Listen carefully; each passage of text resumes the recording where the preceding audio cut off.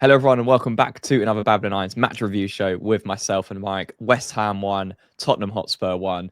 We got it right, Sloth and I, in our prediction 1-1 in the preview. I think we both predicted it'd be quite a dull game. I think it had moments of excitement, even personally for me. I think that's the first half was probably one of the better atmospheres this season, which is saying a lot because it wasn't amazing, but it was definitely one of the better ones. And then the second half was kind of flat. But yeah, we're going to go through all of the goals, all of the highlights, break down everything as we usually do, and all of the key moments. So if you do enjoy, leave a like, subscribe to the channel. And first of all, Mike, we'll start off with the lineups. Was there anything that surprised you with our lineup? We obviously opted for a back three. Cresswell came back into the team. We opted for a midfield pivot of Paquetá and Souček, and then Fulkrug as the focal point with Kudus and Bowen either side of him. I think it was a surprise we went to a back three because we've been playing, kind of a bit of a back four recently. But I think once you add Fulkrug into that mix, and bearing in mind, we've probably been better as an attacking unit under Potter sometimes with the back three. So I can see his thought process. It was just about a matter of trying to keep it tight at the back, but being able to then have the numbers to push forward if we needed to. So I think it suits Potter's balance better. Whether it always suits our players, that's a separate question. Yeah, no, definitely. I think we're kind of going to get into the first half shortly, but there were elements of it not really being a conservative back three. It was definitely more high intense, high press stuff, and putting Spurs under pressure. But when we look at the stats and the momentum from the game in total, just to paint the picture, so we had more possession than Spurs over the course of the 90 minutes, 56% to their 44. Expected goals were very similar for both teams, not that high at all, 0.84 to their 0.77. 11 shots for West Ham, 7 for Spurs. Both sides just managing 2 shots on target. And yeah, they had a couple more corners than us. But you can see from the momentum graph there on the right-hand side, it really there wasn't much to kind of go off from that. And, if both teams are averaging less than a goal scored in the game, there probably isn't going to be too many highlights. But what did you make of the way we set up, Mike? Obviously, it looked like we were pressing up Spurs quite high from the start. I thought we started off quite well, putting them under pressure. It looked like Wan-Bissaka was playing really high. And the first thing I noticed was Bowen's positioning and Fulkrug's positioning and how they were kind of being deployed. Bowen was very, very tucked in, and almost Fulkrug was dropping into the space behind him and allowing him to making those runs in behind. And then that freed up the space for Wan-Bissaka to go kind of run that channel on the right-hand side. And we could really press Spurs when they got the ball. And one of the biggest things in the first half was Vicario. I think the way we triggered that press was really, really good in the first half.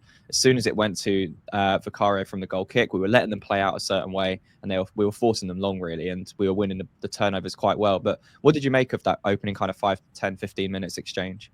Yeah, I think we came out positively. We actually had a bit of aggression. Like I say, Wan-Bissaka was pushed up. That meant we shifted the whole defence over. I think that was the whole point of playing Cresswell, was the fact that you could then, in theory, when you pushed up Wan-Bissaka when they had the ball on the right-hand side, it meant that Emerson dropped into left back, Cresswell come left centre back, Kilman would slide over, and then you'd have Todibo would then basically playing right back at times and marking Tell, which again is a smart idea. Got someone with good pace against him. You're able to push up again on their fullback and kind of push their fullback back if you push Wan-Bissaka up or tuck him inside.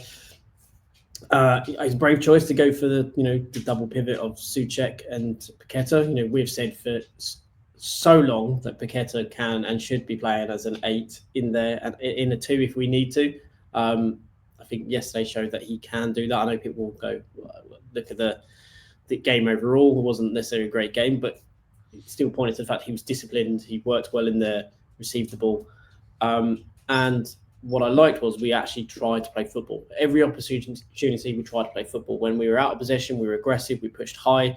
And I think having Fulkrug in there actually made Paquetá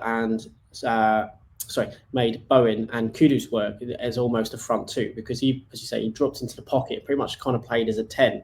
But then when we had the ball, when maybe we looked to go long, they were very close together as an actual front 3. And I think what Fulkrug does, he's very good in kind of pulling those players in and leading that line and making sure that they're in close to him. And we had some good possession. I think that's probably the first time I can really say we looked like we were playing as a unit, as a team, with a collective idea of what we're going to do. And it was probably the most Brighton-esque Potter performance for West Ham. And I say that because we were making passes into areas where players are going to be under pressure. We did lose the ball a couple of times because of it. Yeah. I can kind of take that because that's the type of football we've been asking to play. Risky football where you're basically turning around to players and saying, you need to deal with a player one-on-one, actually bait pressure. And we did that, and we actually played through Tottenham a few times by doing that. And kind of first open 5, 10, 15-minute salvo, I was relatively happy with what we were doing because we were trying to play football. I can always take mistakes when you can see the team is actually trying to play football. And I think that's what Fulkrug was alluding to a couple of weeks back, is you can make mistakes, but as long as you're trying to play it, it won't always be pretty, but you're going to get more positive kind of results and more positive atmosphere by playing that way. And I think that's what we saw in that opening kind of 15 minutes. I know we went 1-0 down in that period, but in that opening 15 minutes, we were positive and they scored well against the run of play. Yeah, it'll be interesting to see how we play, especially in our last home game against Forest, if we opt to a similar way, because obviously when you're playing Spurs and it's this big derby and there's a lot of pressure and an opportunity to go above them in the league, etc., there's always going to be that extra emphasis to play the way we did. So I completely agree. I think the risk versus reward football that Potter wants to play is important because, we need to see that. We can't just play like we did against Southampton in those types of games and not play the way we have against Spurs in that opening 15, 20 minutes. But we did get unstuck, which was frustrating because, as you said, I thought we were playing quite well. We were pressing Spurs high. We were forcing them into turnovers. And by and large, we were controlling games, not entirely creating loads of chances, but I feel like we were dominating Spurs in the sense that we were controlling the game. So this kind of came against the run of play, just as we were getting out of that 15-minute mark with a long ball over from Spence. Richarlison runs the channel with Tell. Tell then comes out to the left-hand side, and Kilman, again, we've spoke about Kilman on this channel quite a bit. I've been surprised at how good he's been for West Ham. But it always seems like there's going to be this sort of moment with him. And again, it's a frustrating moment because he's had plenty of time and opportunity to eradicate what's about to happen. So his first instinct here is to kind of head the ball across, get across Tell, and then shift it across down the line to Wan-Bissaka.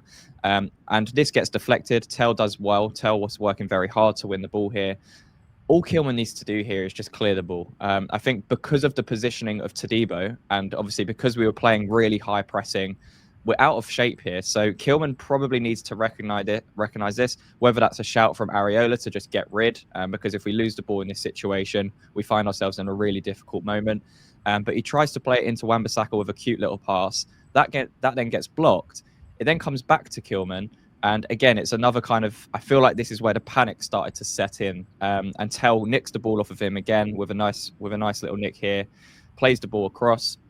And then, obviously we find ourselves completely exposed due to the fact that we had no one back in this moment. It was almost a counter attack. And Cresswell tried to come across to Richarlison because of the space Todibo had vacated, and that left Odobert free to take a touch and slot underneath Areola. And to be honest, it was against the run of play. I don't think Spurs were really threatening us too much. So was it frustrating watching it, Mike, for you to see that unfold how it did? In fairness, you know what? That's the first time I've actually seen it happen because during the game, at that point in time, I was talking to my daughter who was on my lap. And I just looked up, I heard handball, and then the ball went into the back of the net. So that is the first time I've seen it.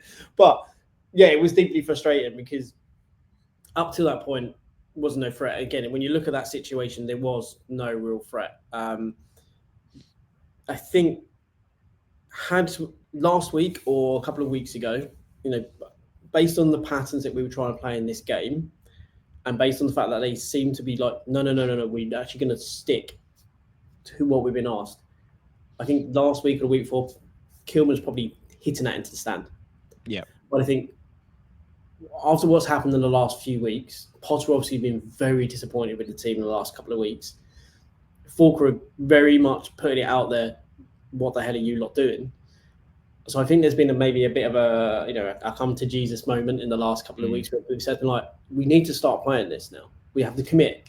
If we don't commit, it just ain't going to work. So I think he's tried to keep the ball in play and carry on to play out from under that pressure because that's what we've been asked to do or what the team's been asked to do. Was it the right decision? No, the fact they came back to him the second time, that's when you just hit it out. Just put it to the side, slice it, whatever, but just don't hit it towards the player. You've just got to get rid in one way or another. Even if you just try to dink it over his head, but not trying the way he tried to do it. It was just ended up being a bit of a calamity of errors, and it was just West Ham of old. We make a mistake, we concede a goal. The shape being as it was isn't great, obviously.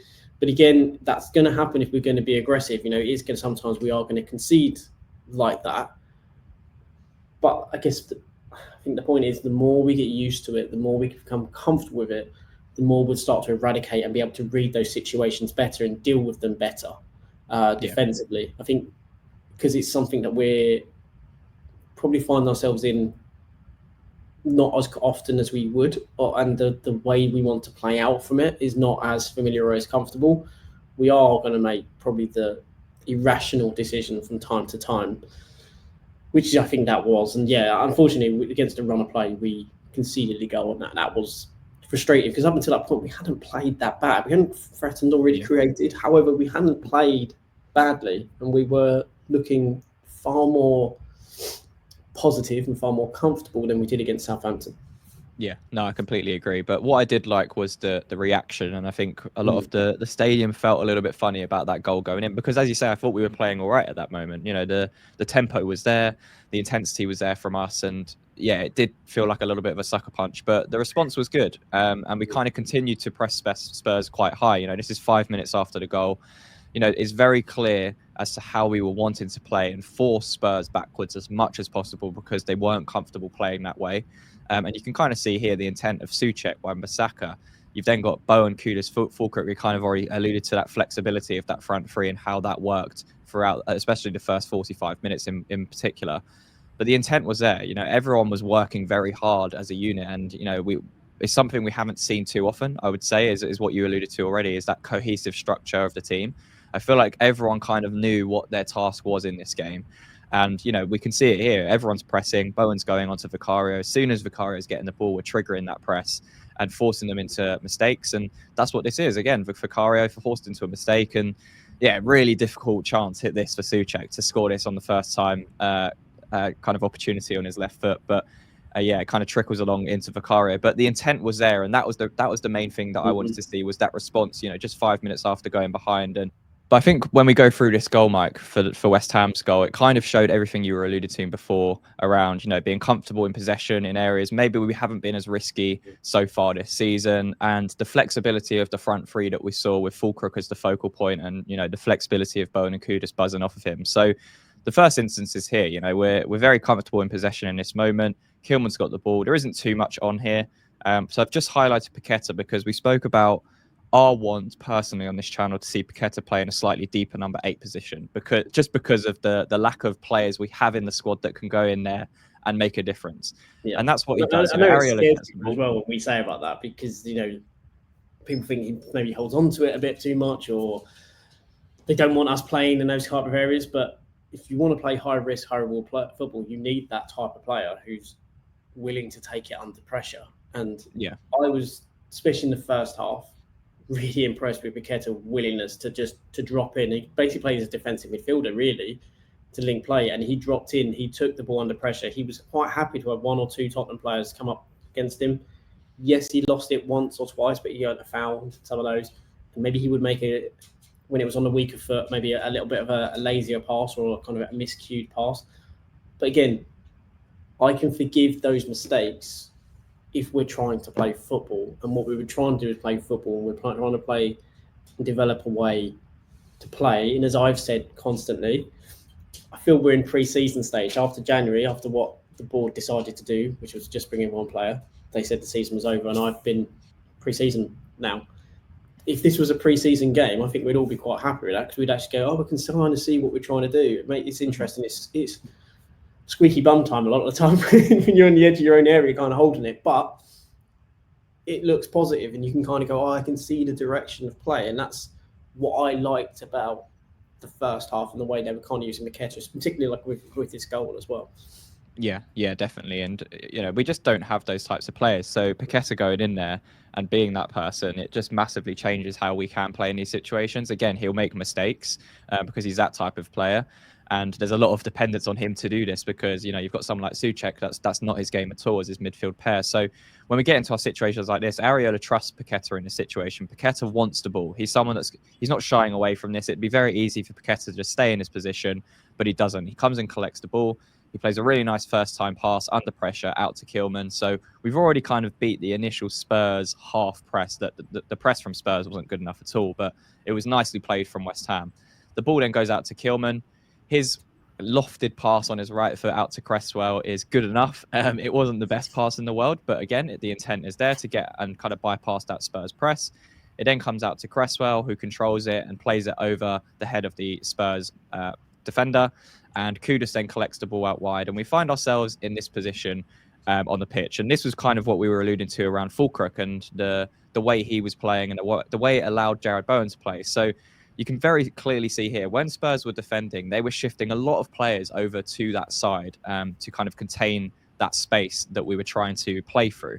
But what it allowed us to do was get players like Wan-Bissaka, who in the first half was getting a lot of joy in these areas, to create this space. So Bowen's just gone into where Ben Davies and Danso are, the two centre-backs. Fulkrug's dropped into this central position to either collect the ball or just give the Spurs defenders a little bit of a headache because they can't really go with Fulkrug in this moment because that will draw them out of position. And because of the runs of Bowen playing so close to Fulkrug, it made it really difficult for Spurs.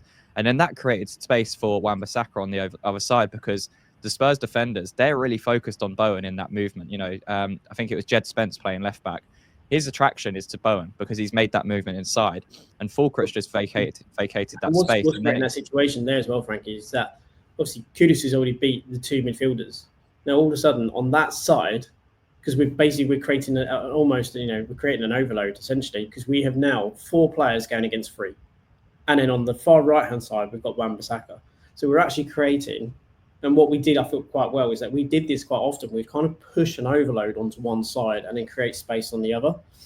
And we had great success down the right-hand side for a majority of that first half. The right-hand side was really just so open for us. And one thing I regretted was once we got Ben Davies on the yellow card, I don't think we attacked Ben Davies enough or targeted him enough because he made a couple of rash challenges before he got his yellow. And I think if we should have kept targeting him, putting him under pressure, putting him in positions and baiting him to going for a challenge to try and get him carded. I know that sounds really cynical and maybe horrible, but that's football. If your player's on a caution, you've got to try and bait them to essentially get them sent off. And that was one of my things that I was annoyed about in that first half. I don't think we did enough of, even though we attacked really well on that side. I don't think we necessarily tried to bait Ben Davies enough to try and get him in a difficult situation. Yeah, I definitely agree. But yeah, as you say, it was really nicely worked. We created the overload, and that all came from us playing out from the back. A few clips later, it was a few first-time passes, and we find ourselves in this situation. And then it's really poor defensively from Spurs. It's very lazy defending from their back line and midfielders. But yeah, Fulkrug's dropped deep, you can see there, which allows then Bowen to make that run in behind. And what Spurs try to do, again, they try and play offside here, which I'm not really sure why. You can see Danso there, who I've circled. You can see his body positioning. He's trying to step up. But it's just so uncoordinated from Spurs. It's really not good enough from them. But Bowen recognises it. He plays, Wan-Bissaka plays a nice pass. It's a really simple pass through to Bowen.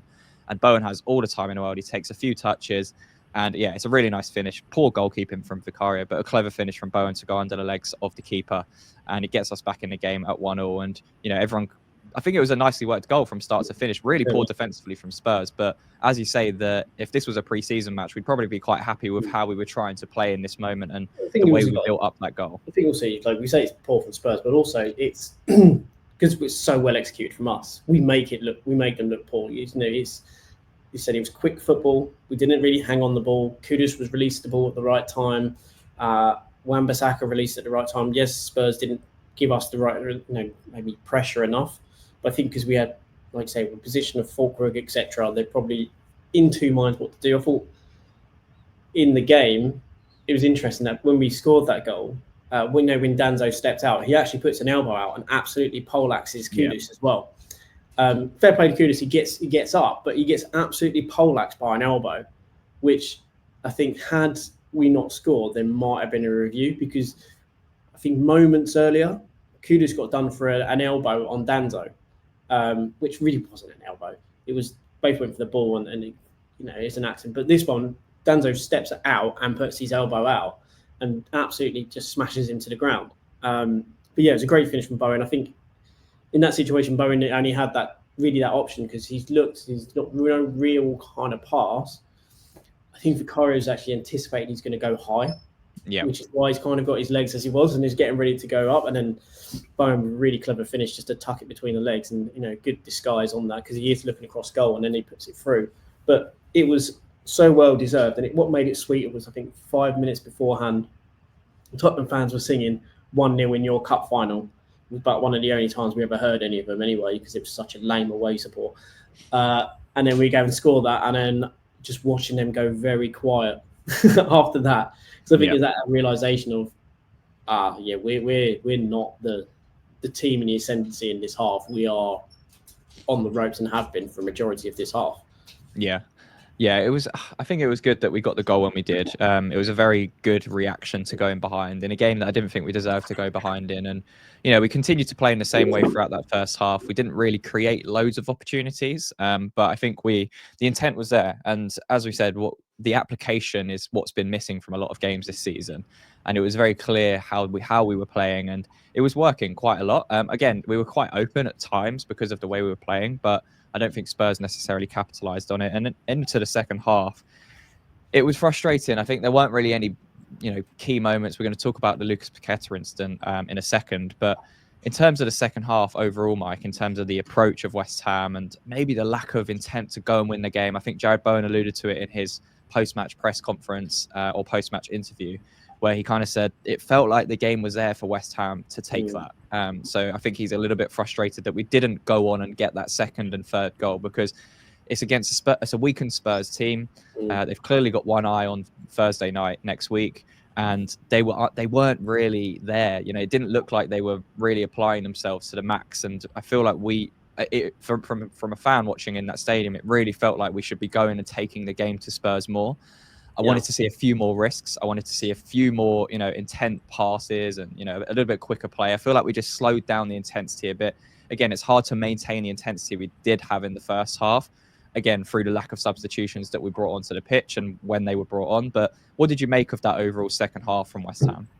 Yeah, it felt a bit flatter. I think Tottenham, in fairness, clued up a little bit on that. Like I say, we were really good on that right-hand side in that first half. I think they shut down that right side a bit more. So we did too slowly went to the left-hand side where we were starting to get some joy. Emerson had a great opportunity to get put in a cross, but he fires it too high and too hard, too hard when he needed a nice little clip. Kudus put in a nice one over for Bowen to control, but Bowen lashed at it a little bit, I think, trying to put it in the top corner rather than maybe going for a bit more of kind of guile on the shot. Yeah, we made a couple of opportunities, but again, we weren't as intense. I do think that is partially down to Spurs being much better in the second half and kind of nailing down that right-hand side, or their left, our right, a bit better.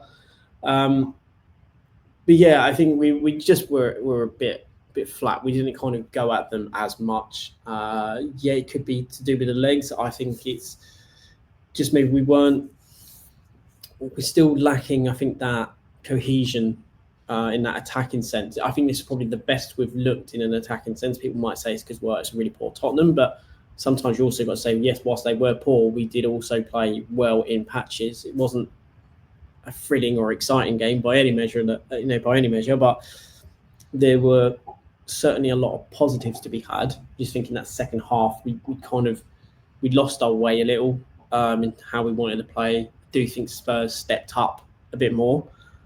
But yeah, the game was for the taking. The momentum thing, as you showed at the start, did show that when you talk about momentum of the game, it was by and large in our favour.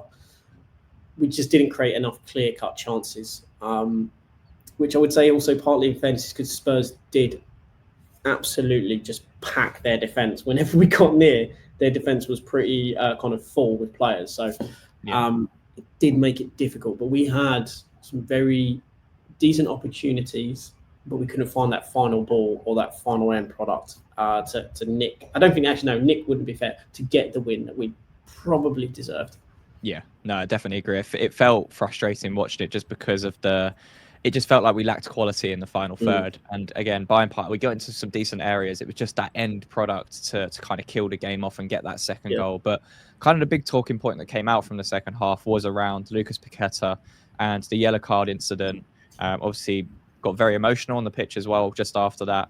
I actually thought he was going to get sent off from the stands. It just looked like he was refusing to go over to the ref, and Bowen was trying to get in his ear. But what did you make of that whole situation? Do you empathise with Lucas Paquetá in those types of situations? Yeah, massively. You know, in that situation, the ball was there to be won.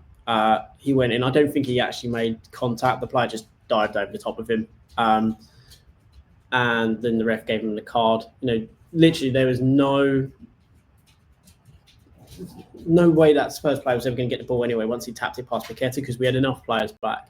I don't think it probably was a yellow card. Paquetá hadn't actually really done many fouls, in fairness. He'd been pretty good all game.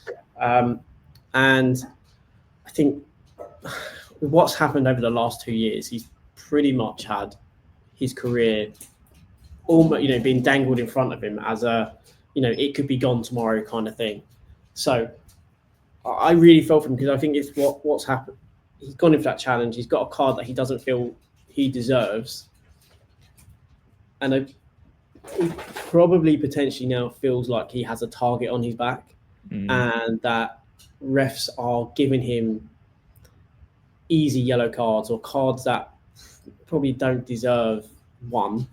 And that's part of the problem. It's that there are 2 years where he's going under this case where everyone believes, I think by and large, most people would say that they think he's innocent by all accounts. Anyone's watched Paquetá would know where he tackles. It's going to be a bit nonsensical. And when you see in some of this evidence, is like a £35 bet is deemed extraordinary because basically it came from Paquetá Island. It's just like, really, you're threatening someone's career for that, and you think he's going to, and you logically think someone is going to put their career on the line for someone to bet £35. Really? I think that's what makes it more difficult for us, because we still don't know what the outcome is, and probably more difficult for him. He still doesn't know what the outcome is. So until we get that verdict, until we know what the evidence is and it comes out properly, it's hard to not, we've got to back him at this stage, because you can kind of tell, and especially with what his wife put on Instagram around, basically saying he's innocent, and people need to leave him alone. He's a human being.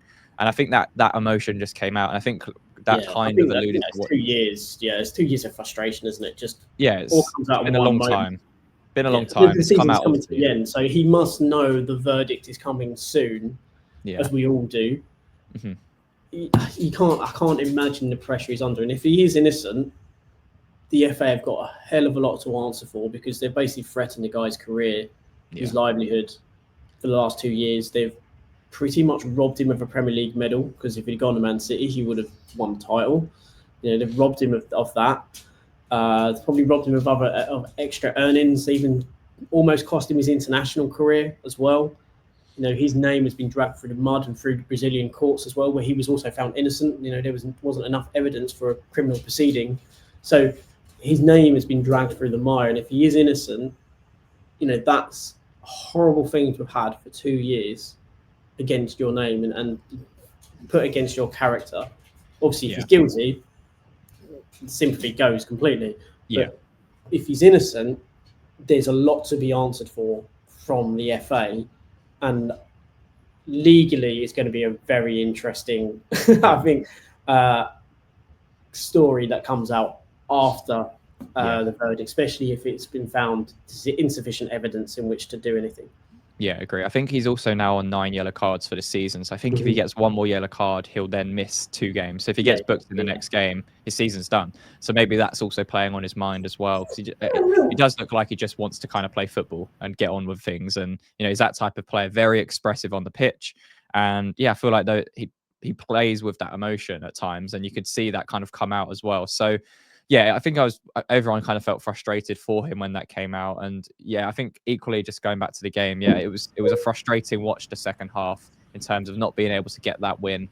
But again, there were definitely improvements overall. But yeah, any kind of final thoughts on it, Mike, before we go into, I think we've got Man United next week away, and then, yeah, 2 more games after that with Forest and Ipswich. So positives to take? Yeah, I think that first half has to be the template. I think we have to, mistakes and all, play through teams now. We have to, in those last 3 games, Potter is arguably, obviously, I think he already knows who he wants to stay, who he wants to go. But those that are picked have to now play in the way that he wants. So for the players that are staying, they are further ingrained in that kind of thing. And like I say, for me, I'm far more forgiving if I can see players trying to play and make mistakes.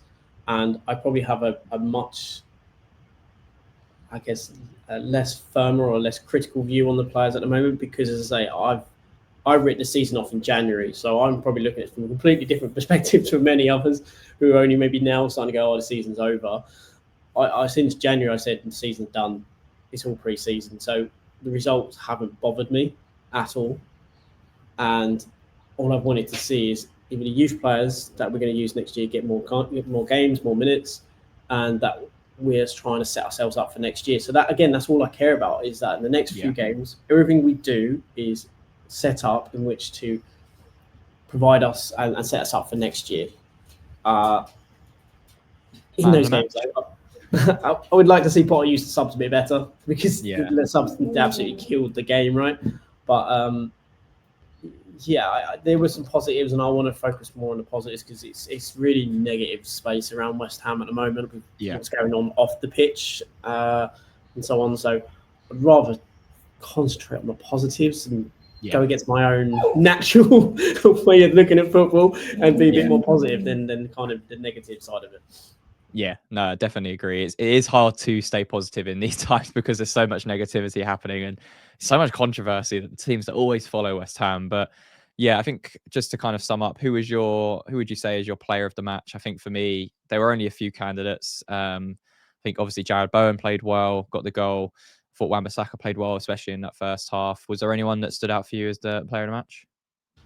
Yeah, I think Paquetá had a really good game, obviously up until that point. But I would say, probably Wan-Bissaka, especially that first half. He was really, really good in that first half. I really personally enjoyed Fulkrug's performance. I thought he pulled that front line together and helped us, play out as he dropped into space as well. So I really enjoyed Fulkrug's play as well. But yeah, I'll give it to Wan-Bissaka. I think he had a really, really good game in that first half. He waned a bit in the second, but to be honest, he done so much running. I'm not surprised his legs were maybe a little bit heavy in that final kind of 10, 15 minutes of the game. Yeah, no, I definitely agree. I would probably give it to Wan-Bissaka as well. I think, I'm more judging it off the first half, because the second half I thought we were quite flat. But yeah, Fulkrug in the first half was fantastic. I thought he was linking play really well. Some neat and tidy touches, and it just kind of connected everything in the front. Also, he liked to bully the defenders. There's one thing that I remember that I really liked in the game. We played a long ball into a channel, and I think it was Bowen and Fulkrug basically going at the ball, but Fulkrug just went, "No, I'm going to be your shield. You're going to win the ball." And he just stood there and just muscled the defender out of the way the entire time and shielded it, to a point where he didn't make a foul, but he did everything he could to make it possible for his teammate to get the ball. He had no intention to win the ball for himself, but he did everything he could to ensure his teammate did, so he could potentially have an opportunity. And that was the kind of thing that I liked from Fulkrug. He did that throughout the half. It was. He played very well. I think frustrating that we didn't get the win against Spurs, because we could have gone above them as well in the league, which would have been a nice little win after a very bleak season. But we go again. We take the point. We move forwards with the positives. We've got 3 games left of the season to go before we can officially say it's over, and we can look ahead to the summer transfer window, which again, big changes are likely to come in the summer. So let us know down below in the comments, what did you think of the game against Spurs? Are you looking a little bit more positively with Graham Potter now as we go into the Manchester United game next weekend? And who was your standout man of the match from the game at London Stadium yesterday as well? So if you enjoyed the breakdown, leave a like, subscribe to the channel for more content. And Mike, until the next one, Come on, you irons.